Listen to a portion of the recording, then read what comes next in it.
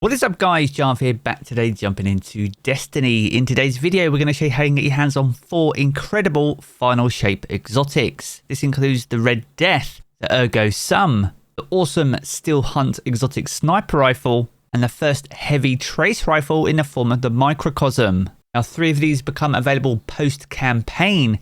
The Red Death though you can pick up from the Season Pass. If you own the Annual Pass you'll already have access to it and can pick it up at level 0. But if you don't own the Annual Pass you can still pick it up, but you'll need to reach rank 40.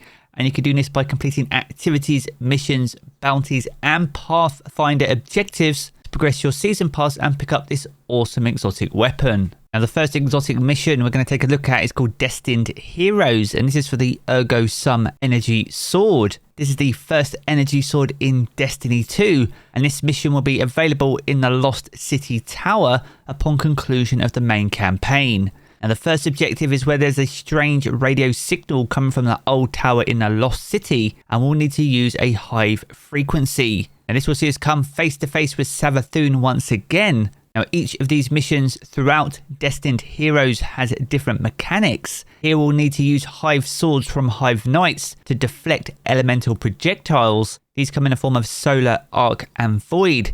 And there's also Hive Runes of the same element, so you'll need to reflect these projectiles into their corresponding elemental runes in order to remove shields from combatants and progress through the mission. Now upon concluding that mission you can return to Micah 10 over in the Lost City Tower, and they'll have another quest called Root Bound. And upon picking that up, you'll be asked to speak to Cade 6 over in the Lost City. Now, Cade does have another exotic quest called Wildcard. This is for the Steel Hunt exotic sniper. If you're looking to get your hands on this incredible weapon, then be sure to use the timestamps down in the video description below to skip ahead and save yourself some time. As for the Ergo Sum exotic sword, you'll need to speak to Ghost, who has some things to talk about over in the old tower. And from them, you'll be able to get the Lost in the Light quest and the Found in the Dark quest. And these quests will see us work with our allies in the form of Mithrax and Keitel to help explore the possibility of the synergies between light and dark. Now first of all we'll need to investigate spikes in taken energy over in refraction, and upon checking out that anomaly we'll be able to synergize with light, which will progress the Lost in the Light quest and also grant you access to new prismatic abilities.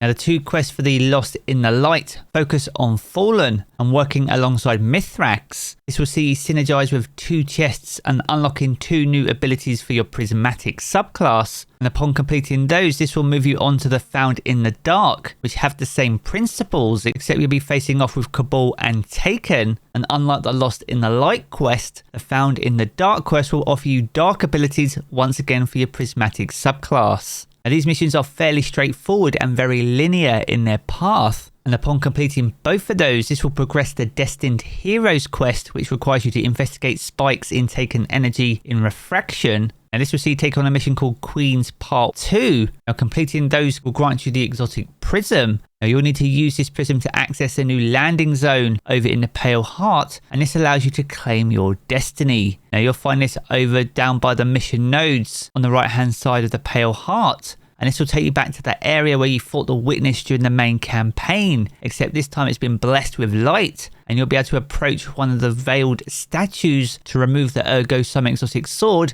and add that to your exotic collection. Now the next exotic weapon is called the Steel Hunt exotic sniper rifle.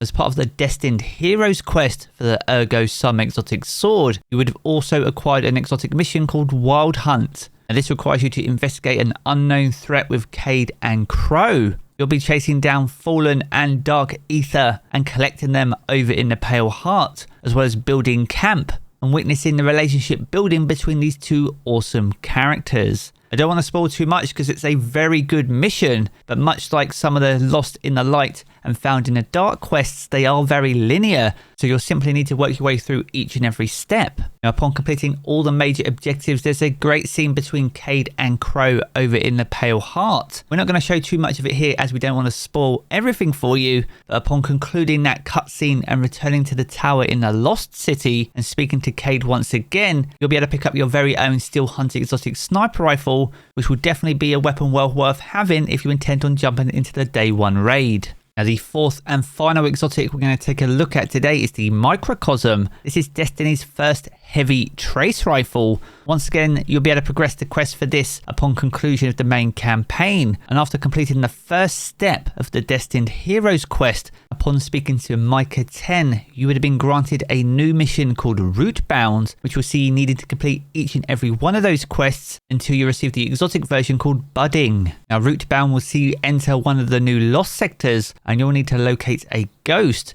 You'll be able to find this directly in the boss room right up next to this tree. And upon claiming that, you'll need to investigate new growths over in the Arbor of Light. You can find this over in the Lost City Tower, right in front of where Micah 10 is located. Now, once interacting with that new growth, you'll get another new quest called Underbrush. This requires you to acquire 2 blessings, which you can earn through the Pale Heart. Now, you can get these by opening chests anywhere in the Pale Heart, as well as opening Pathfinder Field Assessment chests, which have a much higher chance of dropping any of the Blessings mods. Now, Blessing mods are applicable to the Pale Heart only and allow you to apply unique bonuses whilst in a Pale Heart destination. And the quickest and easiest way to obtain these blessings is by running an overthrow activity. There are so many chests in and around the Pale Heart, and by completing each wave of the overthrow, you'll also get additional chests as well. And this will allow you to apply the Traveler's Blessings to a new section on your director, and these come in the form of Flickering Blessings and Pale Blessings. Now, once you've obtained 2 of those blessings, you'll need to investigate another new growth over in the Arbor of Light.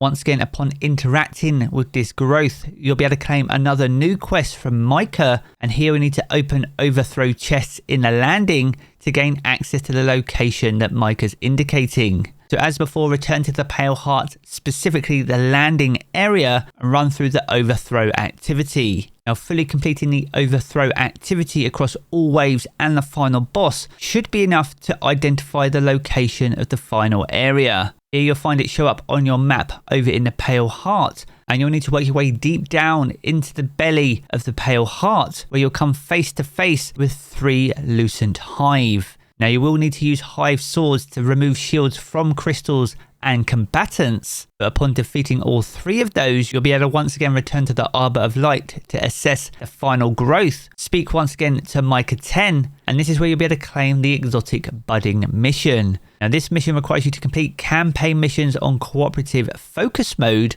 and will see you needing to run Ascent, Descent, and Iconoclasm, all on this cooperative focus mode difficulty, and upon completing all 3 of those, you'll gain access to the Microcosm exotic trace rifle. Now, for these missions, you will need at least 1 other Guardian. It won't be possible to solo these due to the additional mechanics that get added as part of these missions. Now, there are 3 main mechanics that you'll need to juggle as a fire team throughout all these missions. One is called Glymph Touched, and this is where only 1 player can be Glymph touched at any one time, and they'll be able to see what the symbols are that you need to collect. Now, these are similar symbols to the Vow of the Disciple raid, so you'll need to communicate and work well as a team to identify the correct Glymph nodes, and communicating those symbols to the Glymph touched player in order to allow them to access the correct nodes, which will help you clear pathways and progress through the mission. Now, alongside that mechanic, Berserker's Return, you may recognise these from the Scourge of the Past raid.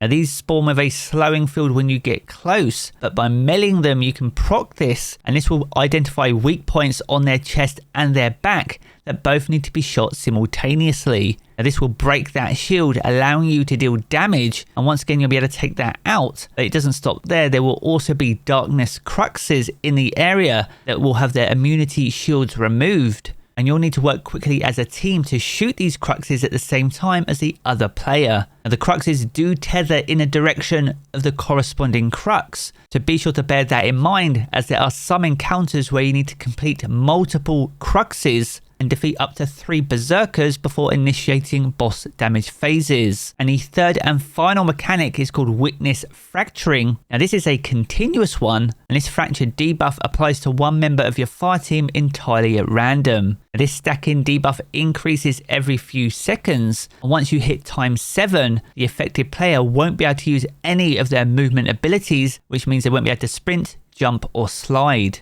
But at this moment, another player can interact with them to remove their debuff. And by removing the debuff from that player, they naturally become fractured themselves, taking on the debuff and all the effects. Now you'll need to continuously juggle this throughout all the missions, and if for any reason you fail to pass it to a fire team member and it reaches 10 stacks, then this will take out that member of the fire team. So it's with that in mind, it's absolutely critical to pay attention, communicate clearly, especially during boss encounters which will have respawn restricted zones. Now, whilst these missions are 2005 in power, we ran these at 35 power levels under, so they aren't as difficult as you think they might be, but with the additional mechanics in play, they are definitely trickier and will take a well-coordinated team in order to complete. Now, once you've run all 3 missions, you'll be able to return to Micah 10 over in the Lost City Tower, and they'll happily grant you the Microcosm exotic trace rifle. As we touched upon at the top of the video, this is Destiny's first heavy trace rifle, and one which could be absolutely deadly and well worth taking into the day 1 raid. Now, massive shout out to Gonk and Ripley from my clan Primus, who ran through all these missions and quests yesterday. So massive props to them for putting up with my below par gameplay. So be sure to show some love and support for them down in the comments below. So there we have it, guys, a good look on how you can get your hands on 4 of the new final shape exotic weapons. If you've enjoyed this video, be sure to check out one of the 2 videos you see here in these cards for more Destiny 2 content. And if you want to keep up to date with everything to do with Destiny 2, then be sure to hit subscribe as well. I'm going to pick up the game as always, guys, and I will catch you all again very soon.